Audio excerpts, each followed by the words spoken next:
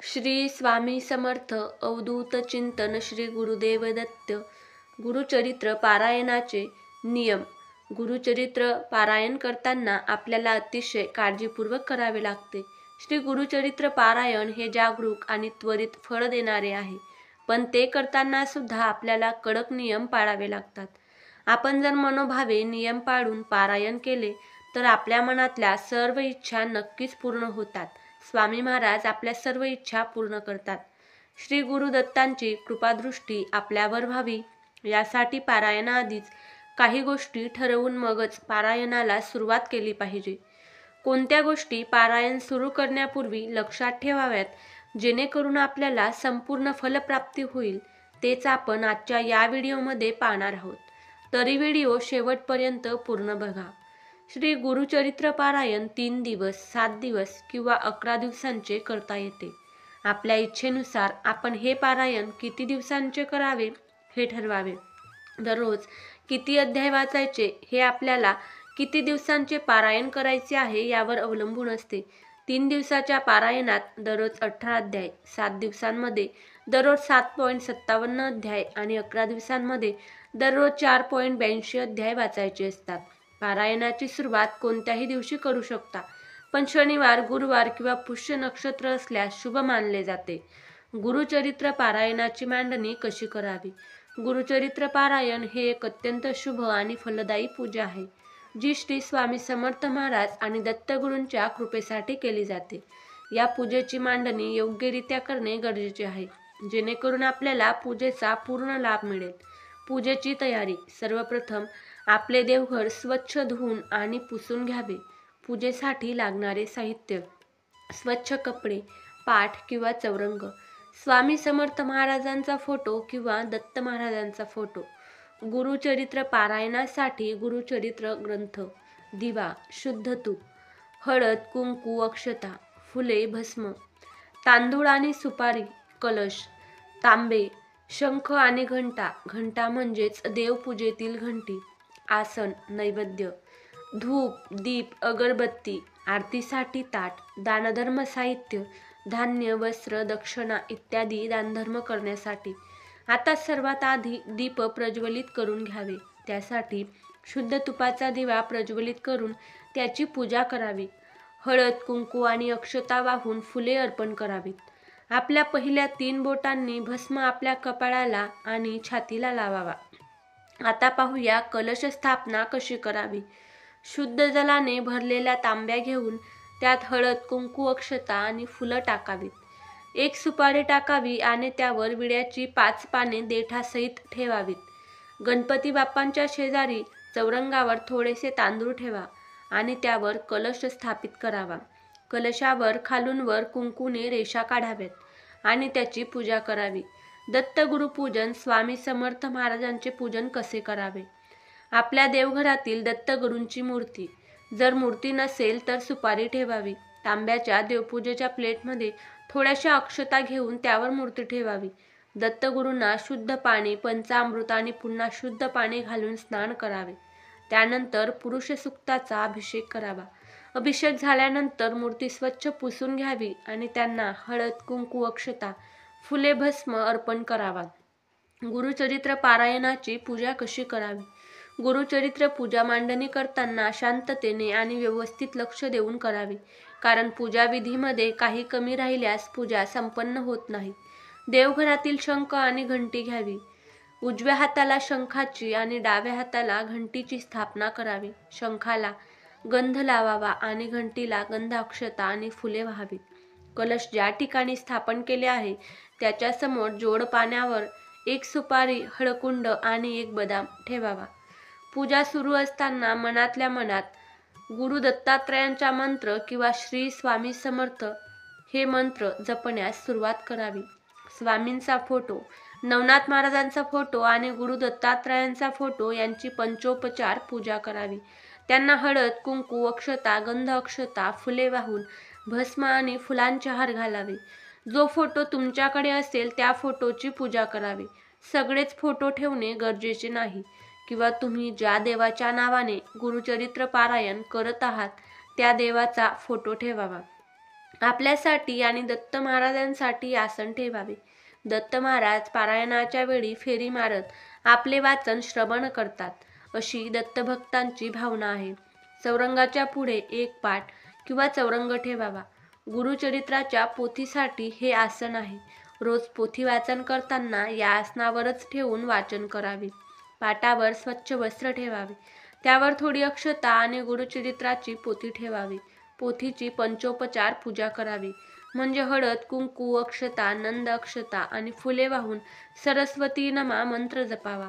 रोज वाचन सुरू करण्यापूर्वी पोथीची पूजा करावी आणि मगच वाचन करावे. पोथी उचलून हातात घेऊ नये. आसनावरच ठेवून तिचे वाचन करावे. वाचन झाल्यावर पोथी स्वच्छ वस्त्रात झाकून ठेवावी किंवा तशीच उघडी देखील ठेवू शकता. अखंड दिवा प्रज्वलित करावा आणि तो पारायणाच्या काळात विझू देऊ नये. चुकून वाऱ्याने किंवा अनावधानाने दिवा विझला तर दत्त महाराजांची क्षमा मागून पुन्हा दिवा प्रज्वलित करावा. पोथीचे पूजन आणि दिवा प्रज्वलित केल्यानंतर श्री स्वामी समर्थ किंवा दत्त महाराजांच्या मंत्राचा एक माळ जप करावा. गायत्री मंत्र जपून वाचनाला सुरुवात करावी. जर तुम्ही 7 दिवसाचे पारायण करत असाल तर पहिल्या दिवशी 1 ते 9 अध्याय, दुसऱ्या दिवशी 10 ते 21 अध्याय, तिसऱ्या दिवशी 22 ते 29 अध्याय, चौथ्या दिवशी 30 ते 35 अध्याय, पाचव्या दिवशी 36 ते 38 अध्याय, सहाव्या दिवशी 39 ते 43 अध्याय आणि 7व्या दिवशी दत्त जयंतीच्या दिवशी 44 ते 53 अध्याय वाचावेत. रोज वाचन झाल्यानंतर सकाळ संध्याकाळ गुरुचरित्राच्या पोथीला आणि दत्त महाराजांना घरात बनवलेल्या अन्नाचा नैवेद्य दाखवावा. सकाळी आणि संध्याकाळी दोन्ही वेळा आरती करावी. आता पाहूया गुरुचरित्र पारायणाचे उद्यापन विधी आणि उद्यापनानंतर काय करावे. गुरुचरित्र पारायणाचे उद्यापन करताना या गोष्टी लक्षात ठेवा. दत्त जयंतीचा उद्यापनाचा शेवटचा दिवस असतो. त्या दिवशी संपूर्ण अध्याय वाचून घ्यावेत. लक्षात ठेवा की हा शेवटचा दिवस उपवासाचा असतो. उद्यापन दुसऱ्या दिवशी करावे. उपवासामुळे आणि थकल्यामुळे उद्यापन दुसऱ्या दिवशी करणे चांगले असते. उद्यापनाच्या दिवशी सकाळी लवकर उठून स्नान करून स्वच्छ वस्त्र परिधान करावेत. घरात आणि पूजास्थळी सुगंधी धूप लावावा आणि फुले वाहावीत. पूजा साहित्याची पुन्हा एकदा पूजा करावी. पुरणाचा नैवेद्य तयार करावा किंवा कोणताही गोड पदार्थाचा नैवेद्य तुम्ही तयार करू शकता आणि दत्त महाराजांना आवडणाऱ्या घेवड्याच्या शेंगांची भाजी नैवेद्यामध्ये आवर्जून करावी. एकूण 5 नैवेद्य तयार करावेत दत्त महाराजांसाठी, दुसरा स्वामी समर्थ महाराजांसाठी, तिसरा आपल्या कुलदैवतेसाठी, चौथा गुरुचरित्राच्या पोथीसाठी आणि 5वा गोमातेसाठी म्हणजेच गायीसाठी. पूजा पूर्ण झाल्यावर गायीला नैवेद्य खाऊ घालावा. उरलेला नैवेद्य घरातील सदस्यांमध्ये वाटून द्यावा आणि आरती करावी. शक्य असल्यास एका पाहुणे जोडप्याला किंवा किमान एका सव्वाशेर पिठाची भाकरी दान करावी. दारावर आलेल्या भिक्षुकांना रिकाम्या हाताने पाठवू नये. उद्यापनानंतर पूजा साहित्य जसे आहे तसेच ठेवावे. दुसऱ्या दिवशी सकाळी संपूर्ण पूजेवर पुन्हा गंध, अक्षता आणि फुले व्हावीत आणि पूजा हलवावी. पूजा साहित्याचे विसर्जन कसे करावे. कलशातून तांब्यात घेतलेले पाणी घराच्या आजूबाजूला शिंपडावे. नारळ फोडून त्याचा प्रसाद करून सगळ्यांना वाटावा. सुपारी, हळकुंड, बदाम आणि विड्याची पाने पाण्यात विसर्जित करावीत. श्री स्वामी समर्थ, ओम राम चिरंजीवी नमः, दत्त महाराजांचा मंत्र किंवा विष्णू सहस्रनाम मंत्र जपावा. आता पाहूया स्वामी भक्तांना पडलेले काही प्रश्न. पारायण किती दिवसांचे करावे. श्री गुरुचरित्र पारायण तुम्ही 3 दिवस, 7 दिवस किंवा 11 दिवसांचे करू शकता. शक्यतो 7 दिवसांचे पारायण करणे अतिशय चांगले असते.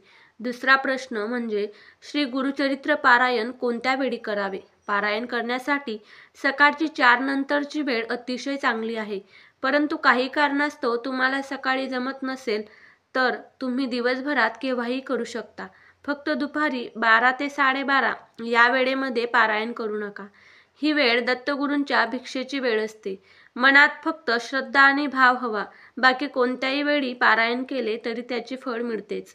श्री गुरुचरित्र पारायणाच्या समाप्तीच्या दिवशी नैवेद्याला काय बनवावे.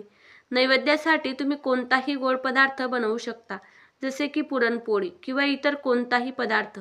त्यासोबत घेवड्याच्या शेंगांची भाजी आवर्जून करावी. ही भाजी दत्तगुरूंना खूप आवडते. तसेच प्रत्येक पदार्थामध्ये कांदा लसूणचा वापर करू नका. तुमच्या इच्छेनुसार कोणताही गोड पदार्थ बनवू शकता. श्री गुरुचरित्र पारायण करताना झोप येणे, आळस येणे यावर काय उपाय करावे? कोणतीही गोष्ट मनापासून केली तर कधीच आळस किंवा झोप येत नाही. परंतु जर झोप किंवा आळस येतच असेल तर तुम्ही पहिला उपाय म्हणजे रात्री व्यवस्थित पूर्ण झोप घ्या. यामुळे तुम्हाला पारायणाच्या वेळी झोप येणार नाही. आणि दुसरं म्हणजे सकाळच्या वेळेत पारायण करा. सकाळच्या शांत वेळेमध्ये आणि आपण झोपेतून उठून फ्रेश झाल्यामुळे झोप येणार नाही. दुपारच्या वेळेस पारायण करताना झोप येऊ शकते, म्हणून दुपारची वेळ पारायणासाठी टाळावी. गुरुचरित्र पारायण करताना सर्व नियम पाळणे आवश्यक आहे का? सर्व नियम पाळलेच पाहिजे असं काहीही बंधन नाही. परंतु आपल्याला जर शास्त्रशुद्ध पद्धतीने पारायण करायचे असेल तर शक्य होईल तेवढे सर्व नियम पाळण्याचा प्रयत्न करावा. काही कारणास्तव एखादा नियम पाळता आला नाही तर चिंता करू नये. मनापासून देवाची क्षमा मागावी आणि श्रद्धेने पारायण करावे. पारायणाचे पूर्ण फळ तुम्हाला मिळेल. स्वामी महाराज तुमच्या मनातील सर्व इच्छा जरूर पूर्ण करतील. मासिक पाळीनंतर किती दिवसांनी पारायण करायला चालते? मासिक पाळीनंतर 5व्या दिवशी किंवा 7व्या दिवशी पूजा करू शकता. हे आपल्या मासिक धर्मावर अवलंबून असते. पिरियड्स जास्त दिवस येत असतील तर किमान पूर्ण शुद्धी झाल्यानंतरच पारायण करावे आणि कमी येत असतील तर 5व्या दिवशी केस धुवून पारायण करू शकता. श्री गुरुचरित्र पारायण कोण करू शकते? श्री गुरुचरित्र पारायण स्त्री आणि पुरुष दोघेही मिळून करू शकतात.